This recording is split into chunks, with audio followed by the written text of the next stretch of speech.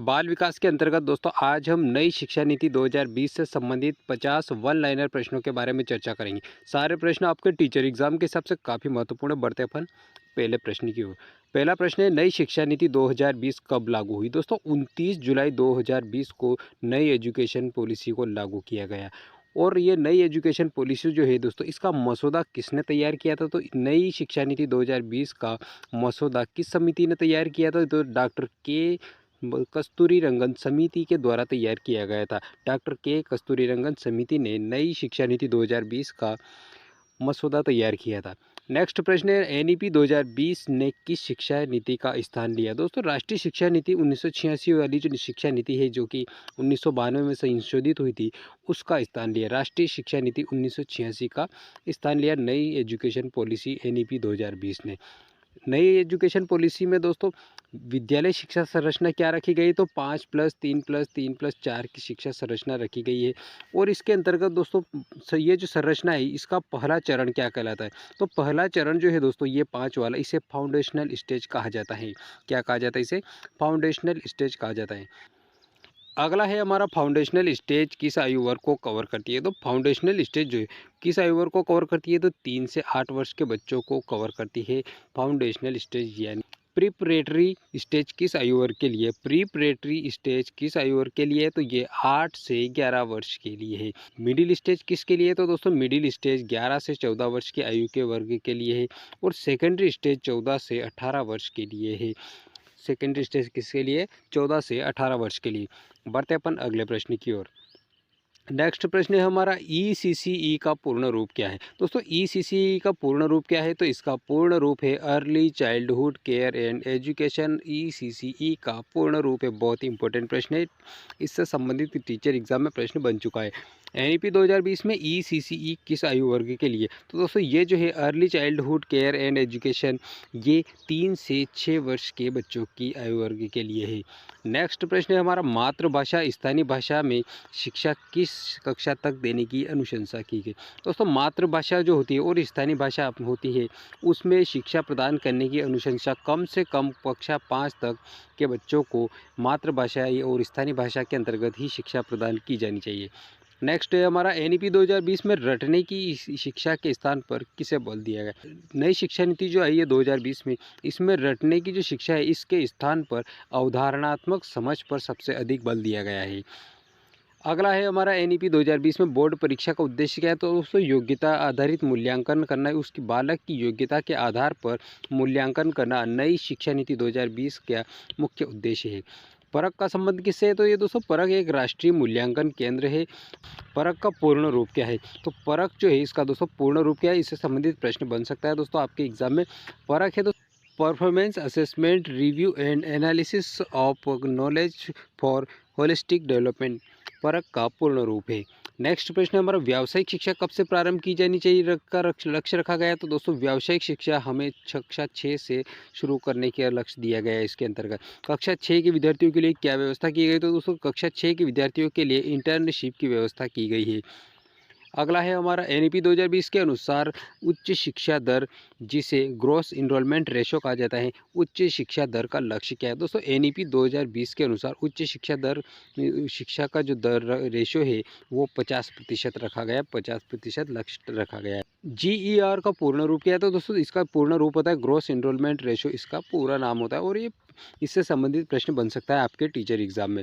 GER का लक्ष्य का किस वर्ष तक प्राप्त करना है? दोस्तों ये जो जीईआर है, इसे 2035 तक प्राप्त करने का लक्ष्य रखा गया है। अगला प्रश्न है, एचईसीआई का पूर्ण रूप क्या है? एचईसीआई का पूर्ण रूप क्या है? तो higher education commission of India इसका पूर्ण रूप है। एचईसीआई किस क्षेत्र से संबंधित है? दोस्तों ये हायर एजुकेशन यानी कि उच्च शिक्षा नियामक क्षेत्र से संबंधित है। अगला है हमारा, एनईपी 2020 में बहुविषयक शिक्षा पर बल दिया गया है। तो दोस्तों हाँ, बहुविषयक शिक्षा पर सर्वाधिक बल दिया गया है नई एजुकेशन पॉलिसी के हिसाब से। और इसमें दोस्तों कला और विज्ञान के बीच का जो दीवार थी उस अंतर को भी समाप्त करने पर सर्वाधिक बल दिया गया है इस एजुकेशन पॉलिसी में। अगला है हमारा एनईपी 2020 में रिपोर्ट कार्ड का नया स्वरूप किस प्रकार का होगा। तो इसमें दोस्तों 360 डिग्री प्रोग्रेस कार्ड होगा। 360 डिग्री प्रोग्रेस कार्ड में कौन सा मूल्यांकन शामिल है। तो दोस्तों इसमें स्व मूल्यांकन, सहपाठी मूल्यांकन और शिक्षक मूल्यांकन सम्मिलित है। 360 डिग्री का जो प्रोग्रेस कार्ड है इसमें स्व मूल्यांकन, सहपाठी मूल्यांकन और शिक्षक मूल्यांकन सम्मिलित किया गया है। अगला प्रश्न है एनईपी 2020 में शिक्षकों की न्यूनतम योग्यता क्या प्रस्तावित है।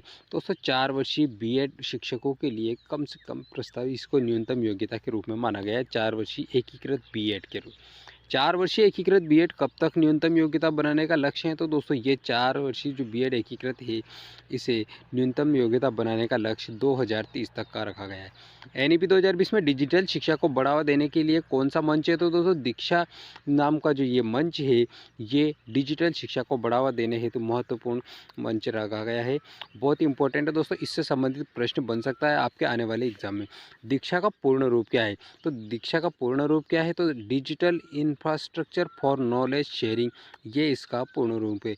Digital infrastructure for knowledge sharing क्यों। एनईपी 2020 में बहुभाषावाद को प्रोत्साहित किया गया है या नहीं। दोस्तों बहुभाषावाद को बिल्कुल प्रोत्साहित किया गया है, ज़्यादा से ज़्यादा बहुभाषावाद को बढ़ावा दिया गया है। तो इसका त्रिभाषा सूत्र को एनईपी 2020 में रखा गया है। तो दोस्तों हाँ, त्रिभाषा सूत्र जो है दोस्तों संविधान के अनुसार इसे भी नई एजुकेशन पॉलिसी के तहत रखा गया है। एनईपी 2020 में कोडिंग शिक्षा किस कक्षा से शुरू होगी। तो कोडिंग की जो शुरुआत दोस्तों कक्षा 6 से होगी। कौन सी कक्षा से। कक्षा 6ठी से कोडिंग शिक्षा शुरू होगी। नेक्स्ट है हमारा राष्ट्रीय अनुसंधान फाउंडेशन, जिसे नेशनल रिसर्च फाउंडेशन कहा जाता है। राष्ट्रीय अनुसंधान फाउंडेशन का उद्देश्य क्या है। क्या उद्देश्य इसको दोस्तों, अनुसंधान यानी शोध को बढ़ावा देना इसका मुख्य लक्ष्य है। एनआरएफ का पूर्ण रूप क्या है। दोस्तों इस राष्ट्रीय अनुसंधान फाउंडेशन को शॉर्ट रूप में एनआरएफ के रूप में जाना जाता है और इसका पूर्ण रूप नेशनल रिसर्च फाउंडेशन होता है। बहुत ही इंपॉर्टेंट। अगला प्रश्न है हमारा एनईपी 2020 के अनुसार उच्च शिक्षा में बहु प्रवेश और बहु निर्गम की व्यवस्था होगी। तो हाँ दोस्तों, हायर एजुकेशन में बहु प्रवेश और बहु निर्गम की व्यवस्था की गई है। 1 वर्ष पूरा होने पर दोस्तों उच्च शिक्षा में सर्टिफिकेट दिया जाएगा। 2 वर्ष पूरा होने पर डिप्लोमा प्रदान किया जाएगा और 3 वर्ष होने के बाद डिग्री दी जाएगी। और दोस्तों 4 वर्ष समाप्त होने पर शोध सहित स्नातक डिग्री प्रदान की जाएगी। ये बहुत ही इंपॉर्टेंट नई संरचना है। अगला प्रश्न है हमारा एकेडमिक बैंक ऑफ क्रेडिट्स, जिसे एबीसी के नाम से जाना जाता है। दोस्तों ये भी प्रश्न काफ़ी इंपॉर्टेंट है, कई बार एग्जाम में पूछा भी गया है कई एग्जामों में। एकेडमिक बैंक क्रेडिट का उद्देश्य क्या है। तो दोस्तों क्रेडिट संग्रहण एवं हस्तांतरण इसका मुख्य उद्देश्य रखा गया है। एनईपी 2020 में ड्रॉप आउट दर को कम करने, स्कूल जाने की बच्चों को छोड़ने की दर को कम करने के लिए बल दिया गया है या नहीं। तो दोस्तों स्कूल ड्रॉप आउट को कम करने के लिए सरकार के द्वारा इस पर कदम उठाया गया है। नेक्स्ट है हमारा एनईपी 2020 में शिक्षा पर जीडीपी का कितना खर्च व्यय करने का लक्ष्य रखा गया है। तो दोस्तों जीडीपी का शिक्षा पर 6% व्यय करने का लक्ष्य रखा गया है। अगला प्रश्न एनईपी 2020 में समग्र विकास होलिस्टिक डेवलपमेंट पर बल दिया गया या नहीं। दोस्तों समग्र विकास पर सबसे अधिक बल दिया गया है एनईपी 2020 के तहत। अगला प्रश्न है हमारा दोस्तों एनईपी 2020 में सीखने के परिणामों को सुधार के लिए किस मिशन का प्रस्ताव है।